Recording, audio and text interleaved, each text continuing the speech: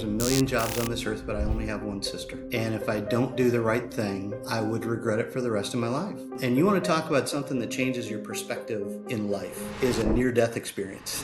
As if having a child wasn't enough to help with perspective, having a child and then a near-death experience really helped me understand what are my priorities. It's not all about me anymore. One of the driving, motivating factors for success in your career is actually driven and propelled by fear. Look, fear can be debilitating. Everybody's got to take that apple, but you can only eat the apple one bite at a time. If you're so set that this is how my life is going to turn out, and if something happens along the way that's going to impede that or change that, you have to be open to it. And so do you have any advice on how to remain kind, even if you're feeling, overwhelmed in that moment? Oh, if I could say anything to the younger me, it's like,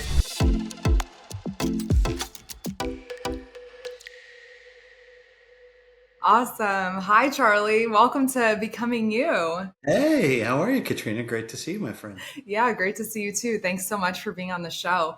This is my debut podcast for 2024, so I'm really excited to have you part of the process. And I know you saw Winning Wednesday back in the day when we were both working for the same company, so it's just amazing to see how much has changed since then. It's amazing, but nothing has changed about you being an absolute rock star. So some things change, some things stay the same. So It's all good. Well, I appreciate that. And likewise, it's been tremendous just watching your journey too and seeing as life continues to unfold, which is somewhat where the concept for this podcast came from. I mean, we're constantly evolving and becoming as humans. And I just love the opportunity to get to hear more of your story and share it with my network. And it's just a great way to continue this digital networking that we all try to do, especially since COVID, where we're not really in-person networking anymore in the same way. You are the connector queen, and it's a well-earned moniker.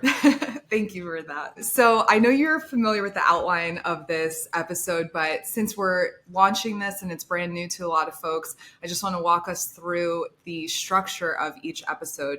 So it's going to take each guest through their past, present, and future selves to emphasize something significant that happened in their lives that impacted the trajectory of their life and who they are becoming, who they are today, and how they envision themselves in the future, and even reflecting on the past if they so choose. So, Charlie, I would love to hear what in your life that was significant that you would want to share with us on this episode today. There's a couple that I'll touch on, but and both, unfortunately, are kind of traumatic health events that happened to either myself or my family. The first thing that really took my career in a 180-degree turn, I was a single guy living in South Florida, working in sports broadcasting. And I'm the youngest of 4 kids. My mom had 4 kids, and I'm the youngest. And I got a call from my older sister, and she is and was at the time a single mom. And she was diagnosed with breast cancer. And I thought to myself, there's a million jobs on this earth, but I only have one sister. Right. So I went into my office the next day off of Cypress Creek Parkway in Fort Lauderdale, Florida, and said to my boss, I got to go home. And my sister was living in Minnesota at the time, which is where I was born and raised. He said, why? And I explained to him, I needed to be home to help care for my sister and help care for her boys. He said, okay. And if you don't think karma is real in the world, which I do, I believe in energy, right? Yeah. What you put out there, you get back. Everything happens for a reason. The very next day, I got a call from a buddy of mine who I had worked with, kind of just worked with, but not worked for. And he said, look, I know that you're in Florida. I know you're loving things. But would you ever consider moving back to Minnesota? Because I have this role that I think you'd be perfect for. And so literally the day after I gave notice and told my boss that I was moving back to Minnesota, I got a call from the CEO of a company saying, hey, would you ever consider moving back to Minnesota? Right. So that really took me out of kind of where I was going from a broadcasting perspective, and started my journey in sales and started my kind of career path in sales. It didn't get me to cybersecurity, but it got me to sales. Let me pause you right there. So when things like this happen, it can feel kind of really scary because you had your mindset that this was your life and this is what you're going to be doing, and all of a sudden you're getting this 180, maybe even feeling like a back step and just figuring out, okay, well, what does this mean for me, and do I want to be a giver, do I want to lay my life down in this way? So what was going through your mind during that time? Very simply, I thought there's a million jobs on this earth, but I only have one sister. And if I don't do the right thing, I would regret it for the rest of my life. And I will now say, fast forward, my sister is still with us. Which is great. She is a cancer survivor. She's amazing. And she's still in Minnesota. 5 years after she got the all clear, after she kind of, hit that, remission mark, Right. I was out of Minnesota. Okay. Minnesota So winters you are. bolted back on track. Okay. Yeah, I That's get it. that. That's it. So that was the first thing that really kind of changed my perspective. Fast forward a few years, we were blessed with the birth of my son Andrew, who turns 14 tomorrow. Oh, wow. 6 months after he was born, I had a horrific health scare myself. I had some internal bleeding. They couldn't find the source of the bleeding, and I almost bled to death. Oh my And God. it was a 2 week thing. I almost bled to death. And you want to talk about something that changes your perspective in life, is a near death experience. Right. For yourself. Yeah. When it happens to you, I think it makes a world of difference. But it really, it changed my perspective with my sister, the prioritization of things in life.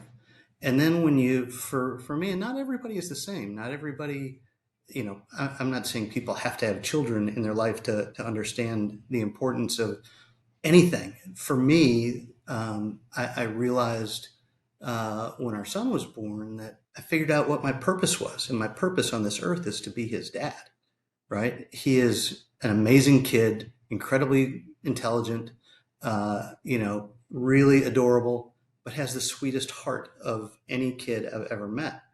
And so when I had this everything happen, it really put things in perspective for me on what's important. And it as if having a child wasn't enough to help with perspective, having a child and then a near death experience really helped me understand what are my priorities.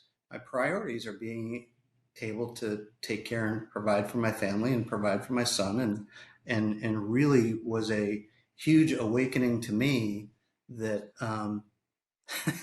it's not all about me anymore. Right. Right. It very clearly was, and still is, all about providing for the family. For your family, yeah. Which makes me think of the LinkedIn post I saw. And I don't know if you're ready to start switching gears to present, but this post that you shared with your network, I was really touched by, because we don't always see people kind of digging into self awareness, introspection, or being vulnerable on such a public platform.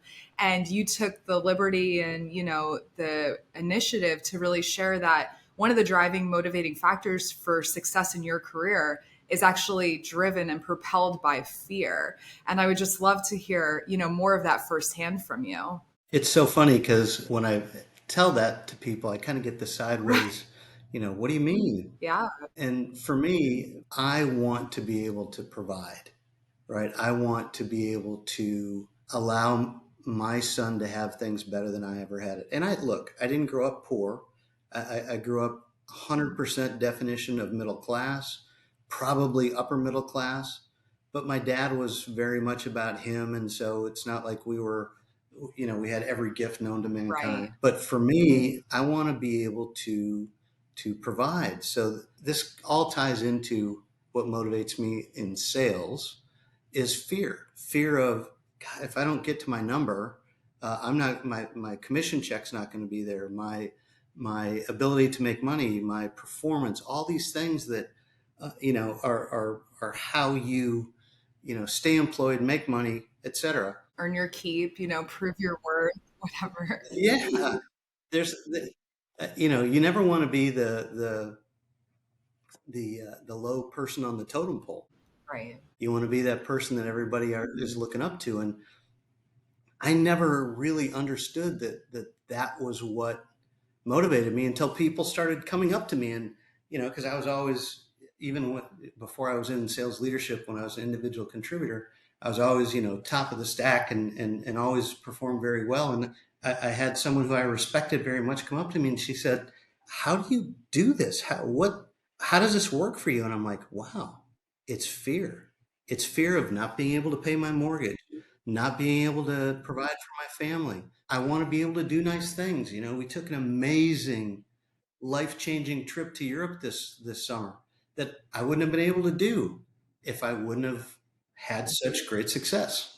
It actually reminds me of this book I read called The Gift of Fear. And I think a lot of times we either run away from fear, we try to ignore it, we don't trust ourselves, we're not really leaning into that intuition. So it's just really interesting to hear how you've not only, recognized it, but used it as a power tool for yourself. Well, there's a lot of people that I know that they allow fear to really they internalize it and it becomes a negative force for them.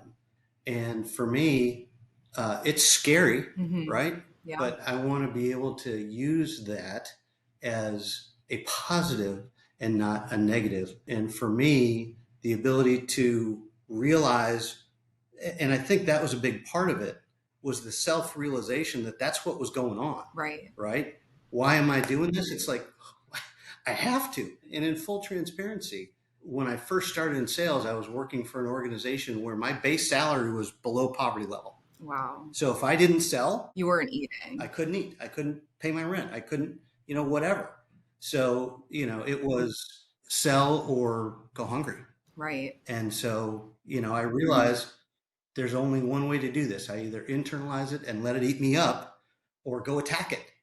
And that's what I did. I attacked it and I used it as that motivating factor. I love hearing things like that because it is very motivating to take a person out of a place of fear or feeling debilitated, closed off. Like your whole body kind of goes concave in those moments. And then instead, opening yourself up and really becoming the owner and using that to fuel, the owner of that experience and using it to fuel your progress forward. Look, fear can be debilitating. And sometimes, even now, when I kind of realize it can get ahead of me every once in a while, and just being able to process, stay focused. And that's the other thing it really helped me do is it helped me prioritize and focus, knowing that, okay, this is what I need to do. How do I get from here to here to here? And I use that to help me just keep my checks and balances. Yeah, yeah, which is great. I mean, people say that all the time, one step at a time, take a small bite, don't try to overwhelm yourself. And I think even for our brains, it's really important to kind of go at a steady pace so you can be consistent with it and not try to, boil the ocean, as they say, because then it just becomes Yes. overwhelming and you can't keep up with it. I think that's good advice for people that are, in a job that they've had for a long time and are struggling, or people that are walking into a new opportunity, right? You walk into a new opportunity and somebody says, "Hey, Katrina, here's your job. Go do it." Right. Figure it out. Not a lot of companies have fantastic in-depth training. They'll give you enough to get you in trouble, Right. and then you got to figure it out. And so you have to realize that everybody's got to take that apple, but you can only eat the apple one bite at a time. Right. And it's the same thing with how I motivate myself on a daily basis. This is where I've got to get to, but I'm not going to get from here to here in one step. Right. So how do you manage that on a daily basis? Which is a great kind of visual when we think about our future selves as well. We're inching our way closer and more consistently to who we'll be in the future. And part of it, is building on who we are today, who we were in the past. A lot of it's influenced and impacted by different experiences that we have throughout life. We can look to ourselves in the past and see that we're different from those iterations. So we have kind of, faith that we'll be different in the future too. I mean, if history is any indication, I'm not going to be the same person I was, yesterday, last week, whatever, as I'll be in the future. That's right. But when we're, kind of visualizing that, where do you see yourself? Do you have it really mapped out? Are you clear on that? Or what does that look like? Well, I'd say personally and professionally, sometimes I feel like I do. Yeah. And sometimes I'm like, what just happened? Hmm. I'm going through a career change right now where I thought I was on this path and, things take a left-hand turn. Hmm. What I would say to people that are thinking about that is you need to be open. If you're so set that this is how my life is going to turn out, Right. And if something happens along the way that's going to impede that or change that, you have to be open to it. You know, if you'd have asked me 25 years ago, where's my career going to be? I would be running CBS Sports or I'd be running ESPN, right? Because I had a really great job in sports broadcasting. I loved it. It was a passion of mine.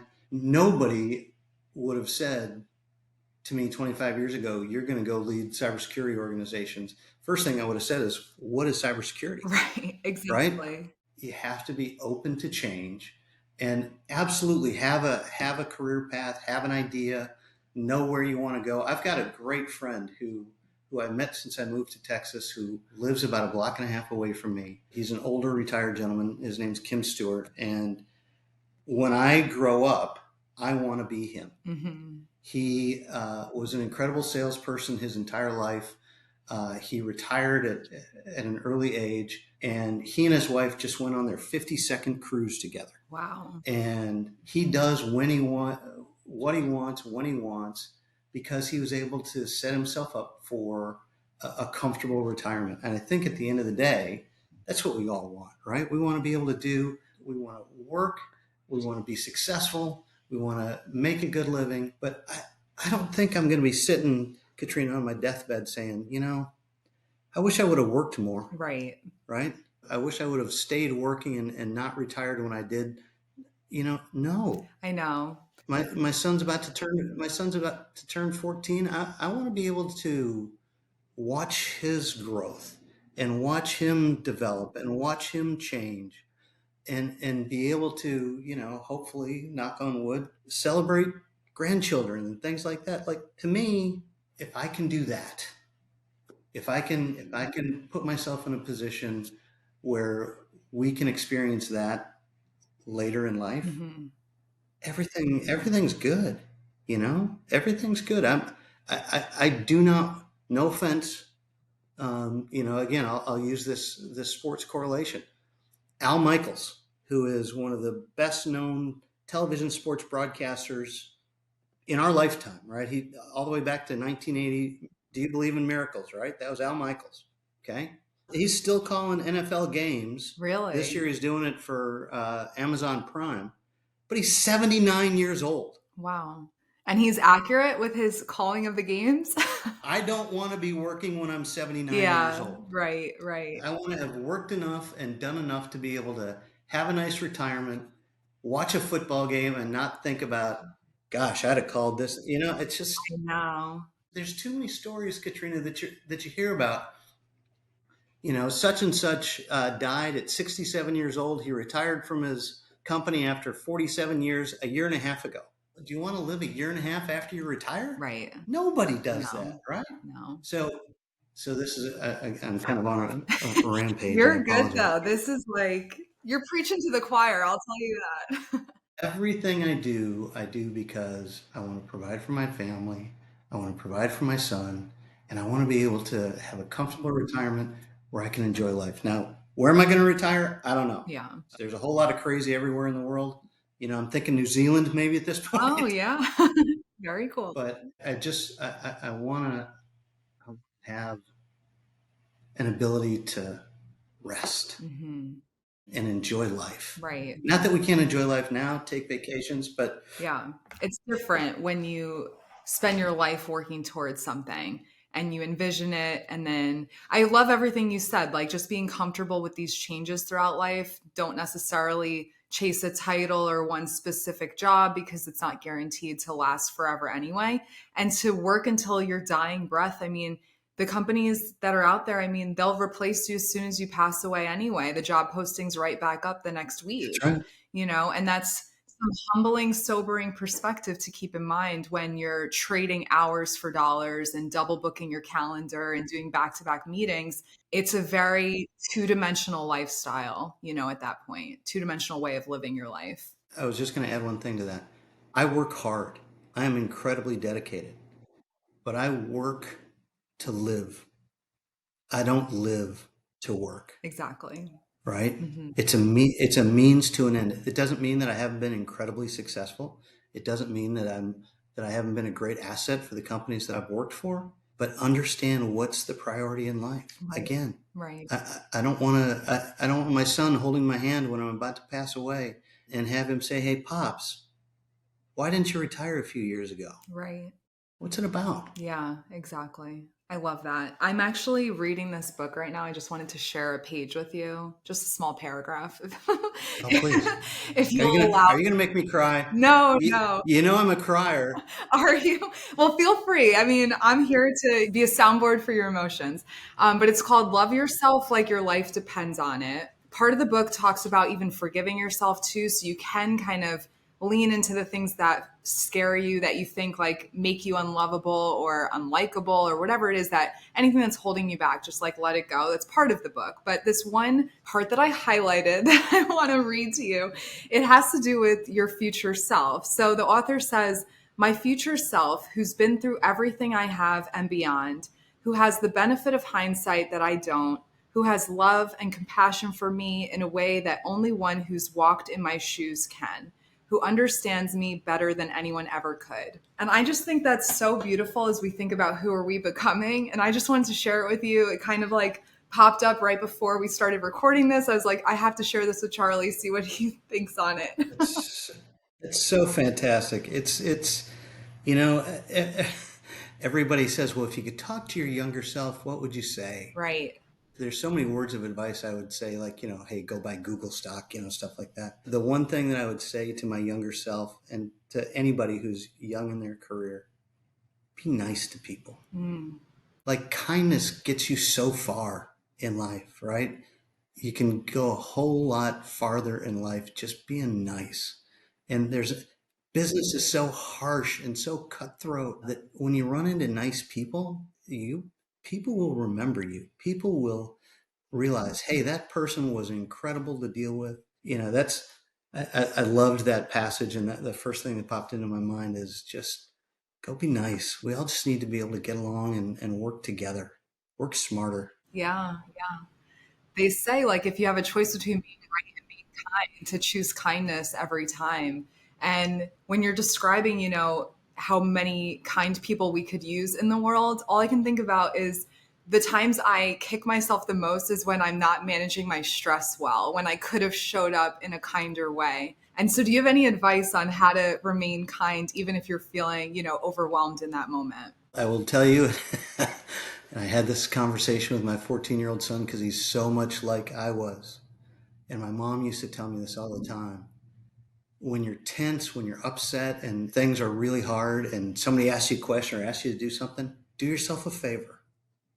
Take a breath, take a step back, and do everything you can to not react on that emotion, right? If you can remain, you know, level-headed and because look, especially back when I worked in TV, man, you want to talk about a hard cutthroat business. Yeah. People are screaming at each other, Oh, people are MFing geez. people. I'm going to say MF because I don't want to swear on your podcast here, but You're good. it's ugly. I mean, people were awful, and so I was that dude that was always reacting on emotion. And I think back to, oh, if I could say anything to the younger me, it's like, Right. stop, take a breath. If you could put yourself in that person who asked you that question or needed something, put yourself in their shoes. Hmm. What kind of reaction would you want from you? Right. Try not to react on that emotion. Don't let that tough situation, that harsh moment, that nasty email that you got. Look, in today's world, you cannot tell tone in email. Yeah, that's Do true. not, you get a crappy email from somebody, do not, Don't be a keyboard don't hit, warrior. don't hit send. Right. Don't hit send. Right.